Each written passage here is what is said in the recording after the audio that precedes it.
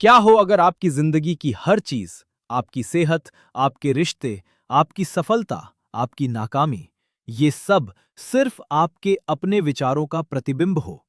किस्मत नहीं, हालात नहीं, दूसरे लोग नहीं, सिर्फ आपके विचार। यही वो क्रांतिकारी सोच है जो 1903 में जेम्स एलन नाम के एक इंसान ने एक छोटी सी किताब में लिखी। किताब सिर्फ 60 पन्नों की है, लेकिन इन 60 पन्नों में उन्होंने मन की एक ऐसी फिलॉसफी बताई है जिसने नेपोलियन हिल, अर्ल नाइटिंगेल, ओपरा विनफ्री और लाखों लोगों की जिंदगी को चुपचाप बदल दिया। इस किताब का नाम है एज अ मैन थिंकeth, यानी जैसा इंसान सोचता है। और आज हम इसके हर अध्याय को तोड़कर समझेंगे, मुख्य सबक निकालेंगे और देखेंगे कि 120 साल पुरानी ये सीख आज आपकी जिंदगी में कैसे काम आ सकती है। शुरू करने से पहले जानते हैं कि जेम्स एलन कौन थे, क्योंकि उनकी कहानी, उनके संदेश जितनी ही ताकतवर है। एलन का जन्म 1864 में इंग्लैंड के एक गरीब परिवार में हुआ था। जब जेम्स किशोर ही थे, तब उनके पिता की हत्या हो गई। उन्हें स्कूल छोड़कर फैक्ट्री में काम करना पड़ा ताकि वो अपनी मां और भाई बहनों का पेट पाल सकें। लेकिन खाली वक्त में वो पढ़ते रहे, बाइबल, शेक्सपियर, टॉल्स्टॉय, हिंदू शास्त्र। और इस पढ़ाई और गहरे मनन के जरिए उन्हें एक सच्चाई समझ में आई जिसने उनकी जिंदगी बदल दी। बाहरी दुनिया अंदर की दुनिया का आईना है। उन्होंने 1903 में ये किताब लिखी। उनकी जिंदगी में ये ज्यादा नहीं बिकी, लेकिन उनकी मृत्यु के बाद ये किताब धीरे धीरे फैलती गई, हाथ से हाथ, पीढ़ी दर पीढ़ी। और आज ये इतिहास की सबसे ज्यादा पढ़ी जाने वाली किताबों में से एक है। और किताब का नाम बाइबल से आया है, नीति वचन 23:7। जैसा इंसान अपने मन में सोचता है, वैसा ही वो होता है। एलन एक साहसी दावे से शुरुआत करते हैं। इंसान वही है जो वो सोचता है। वो क्या कहता है ये नहीं, ऊपर से क्या करता है ये नहीं, बल्कि वो अपने मन की गहराई में जो सच में लगातार सोचता है वही वो है। वो एक बगीचे का उदाहरण देते हैं। आपका मन एक बगीचा है, आपके विचार बीज हैं। अगर आप अच्छे बीज बोते हैं, हिम्मत, धैर्य, प्रेम, महत्वाकांक्षा के विचार, तो आपका बगीचा खूबसूरत फूलों से भर जाएगा।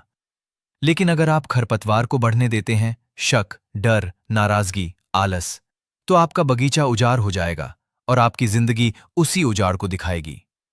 जेम्स एलन लिखते हैं, इंसान विचारों का मालिक है, चरित्र का निर्माता है और अपने हालात, माहौल और भाग्य का खुद ही रचयिता है। यह सिर्फ पॉजिटिव थिंकिंग नहीं है। एलन इससे कहीं गहरी बात कह रहे हैं। वो कह रहे हैं कि आपका चरित्र, आप वास्तव में जो हैं, पूरी तरह आपके आदतन विचारों से बना है। सोच बदलो, चरित्र बदलेगा। चरित्र बदलो, जिंदगी बदलेगी। एलन एक ऐसी बात कहते हैं जो बहुत लोगों को चुभती है। वो कहते हैं, आपके हालात आप पर नहीं हो रहे, वो आपसे ही पैदा हो रहे हैं। अब बहस मत करिए।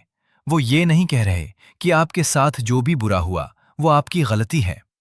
वो कह रहे हैं कि समय के साथ आपकी मानसिक आदतें ये तय करती हैं कि आप किस तरह की जिंदगी बनाते हैं, किन लोगों को आकर्षित करते हैं और कौन से मौके देख पाते हैं या चूक जाते हैं। सोचिए, दो इंसान एक ही मुसीबत का सामना करते हैं, जैसे नौकरी जाना। एक सोचता है, दुनिया मेरे खिलाफ है, मैं कभी सफल नहीं होऊंगा। दूसरा सोचता है, ये तकलीफदेह है, लेकिन ये मुझे किसी बेहतर दिशा में मोड़ रहा है। 5 साल बाद ये दोनों बिल्कुल अलग जगह होंगे, न उस घटना की वजह से, बल्कि उस घटना के जवाब में चुने गए विचारों की वजह से। एलन का संदेश, हालातों को दोष देना बंद करो, अपने विचारों को परखना शुरू करो। वो लिखते हैं कि लोग अपने हालात सुधारना चाहते हैं, लेकिन खुद को सुधारने के लिए तैयार नहीं होते, और यही उनकी नाकामी की वजह है। सेहत और शरीर पर असर। ये अध्याय 1903 के लिए बहुत क्रांतिकारी था और आधुनिक विज्ञान ने इसे सच साबित कर दिया है। एलन कहते हैं कि शरीर मन का सेवक है।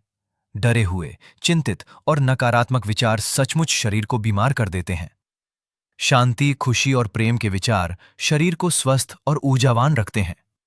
वो लिखते हैं, शरीर मन का सेवक है। अगर आप अपने मन को अंधेरे और विनाशकारी विचारों से भरते हैं, तो शरीर कमजोर पड़ेगा। अगर आप साफ, उज्जवल और खुशनुमा विचार पालते हैं, तो शरीर फलेगा फूलेगा। आज हम इसे माइंड बॉडी कनेक्शन कहते हैं। हम तनाव से कोर्टिसोल बढ़ने की बात करते हैं, मानसिक सोच का इलाज पर असर देखते हैं। एलन ये सब 100 साल पहले सरल भाषा में लिख चुके थे। सबक: अगर बेहतर शारीरिक स्वास्थ्य चाहते हैं तो पहले मानसिक स्वास्थ्य पर काम करें। विचार और उद्देश्य। अब एलन उद्देश्य की बात करते हैं और यहां वो एक बहुत जरूरी बात कहते हैं। जब तक विचार किसी उद्देश्य से नहीं जुड़ते, तब तक कोई समझदारी भरी उपलब्धि संभव नहीं है। वो कह रहे हैं कि सोचना अकेला, यहां तक कि पॉजिटिव सोचना भी काफी नहीं है। आपके विचारों को एक स्पष्ट और निश्चित उद्देश्य से जुड़ा होना चाहिए। उद्देश्य के बिना विचार भटकते हैं और भटका हुआ मन भटकी हुई जिंदगी बनाता है। वो कहते हैं कि एक केंद्रीय लक्ष्य रखो, एक बड़ा मकसद, और अपने हर विचार को उस मकसद की सेवा में लगाओ। जब संदेह आए उस पर मत रुको, जब डर आए उसे संकेत मानो और अपने उद्देश्य पर वापस आ जाओ। आज के लिए सबक: सिर्फ हवा में पॉजिटिव मत सोचते रहो। अपनी सोच को एक ठोस लक्ष्य से जोड़ो, उसे लिखो, रोज उसकी तरफ लौटो। सफलता में विचार की भूमिका। 9 बजे से 10:30। यहां एलन सफलता और उपलब्धि पर सीधे बात करते हैं। वो एक ऐसी बात कहते हैं जो सुनने में कठोर लगती है, लेकिन एक बार समझ में आ जाए तो आजाद कर देती है। आप हमेशा उसी की तरफ खिंचते हैं जिसके आप गहराई में, सच में खुद को हकदार मानते हैं। अगर आप मानते हैं कि आप गरीबी के लायक हैं, चाहे अनजाने में ही सही, तो आप गरीब रहने के रास्ते खोज लेंगे। अगर आप मानते हैं कि आप सफलता के हकदार हैं, तो आप मुश्किलों के बावजूद उसे बनाने के रास्ते ढूंढ लेंगे। वो चाहत और इच्छा शक्ति में भी फर्क करते हैं। बहुत लोग सफलता चाहते हैं, कम लोग उसे पाने की इच्छा शक्ति रखते हैं। इच्छा शक्ति का मतलब है अंदर का काम करना, अपने डर का सामना करना, विचारों को साफ करना, मानसिक अनुशासन बनाना हर रोज।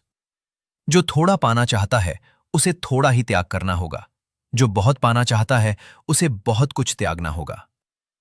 सफलता इत्तेफाक नहीं है, ये उस विचार कार्य का बाहरी प्रकटन है जो एकांत में किया जाता है। एलन सफलता और उपलब्धि पर सीधे बात करते हैं। वो एक ऐसी बात कहते हैं जो सुनने में कठोर लगती है, लेकिन एक बार समझ में आ जाए तो आजाद कर देती है। आप हमेशा उसी की तरफ खिंचते हैं जिसके आप गहराई में, सच में खुद को हकदार मानते हैं। अगर आप मानते हैं कि आप गरीबी के लायक हैं, चाहे अनजाने में ही सही, तो आप गरीब रहने के रास्ते खोज लेंगे। अगर आप मानते हैं कि आप सफलता के हकदार हैं, तो आप मुश्किलों के बावजूद उसे बनाने के रास्ते ढूंढ लेंगे। वो चाहत और इच्छा शक्ति में भी फर्क करते हैं। बहुत लोग सफलता चाहते हैं, कम लोग उसे पाने की इच्छा शक्ति रखते हैं।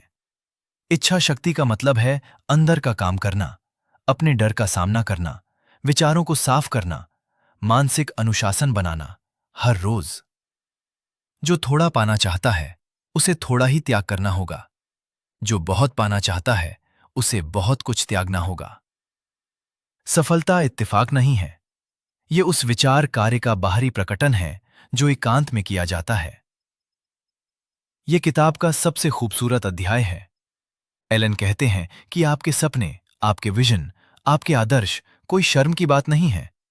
ये भविष्यवाणियां हैं, ये उस चीज का नक्शा है जो आप बना सकते हैं। सपने देखने वाले ही दुनिया के उद्धार करता है।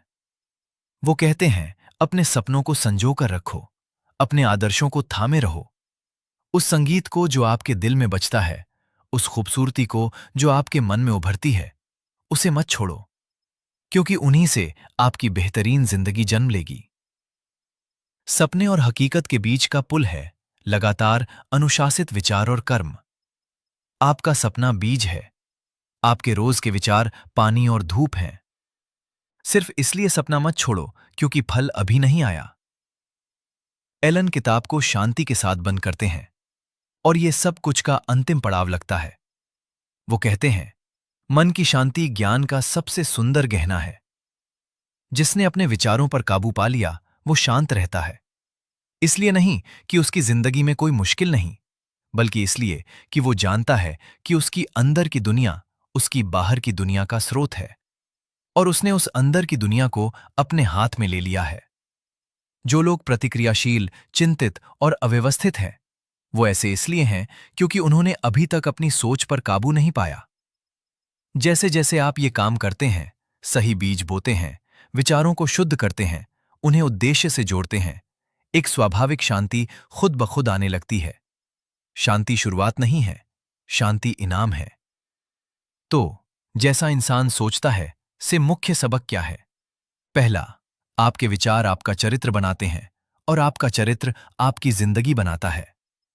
दूसरा, हालातों को दोष देना बंद करो। आपकी बाहरी दुनिया आपकी अंदरूनी दुनिया का प्रतिबिंब है। अंदर बदलो, बाहर बदलेगा। तीसरा, अपनी सोच को एक निश्चित उद्देश्य से जोड़ो। बिना दिशा के पॉजिटिव सोचना सिर्फ दिवा स्वप्न है। अपने मन को एक लक्ष्य दो। चौथा, अपने सपनों को संजो कर रखो। वो बेकार नहीं है, वो आपके भविष्य के नक्शे हैं। पांचवां, शांत मन जीवन की सबसे बड़ी उपलब्धि है। हर रोज उसकी तरफ काम करते रहो। जेम्स एलन ने यह किताब 1903 में लिखी। ये आज भी सच है और 2103 में भी सच रहेगी। अगर इस वीडियो से आपको कुछ काम की बात मिली तो चैनल को सब्सक्राइब जरूर करें, क्योंकि हम ऐसी ही अनमोल किताबों की लाइब्रेरी बना रहे हैं, बिल्कुल मुफ्त। और नीचे कमेंट में बताएं कौन सा सबक आपके दिल को सबसे ज्यादा छू गया। अगले वीडियो में मिलते हैं।